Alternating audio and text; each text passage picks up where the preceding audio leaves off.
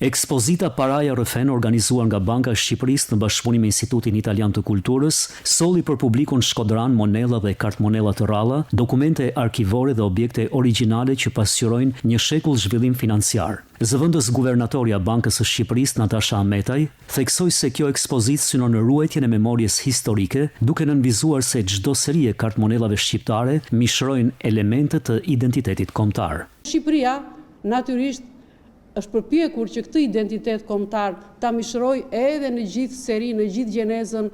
që nga momenti i parë i krijimit të monedhës dhe kartmonedhës shqiptare deri në ditët tona. Ne si Bankë Qendrore kemi kuptuar më së miri këtë mision dhe jemi përpjekur që jo vetëm ta mishrojmë sa herë që vendosim të dizenjojmë një monedhë të re, gjithmonë përpiqemi të mendojmë thellësisht, të konsultohemi, të tërheqim mendimin e ekspertëve, të historianëve për të kuptuar cila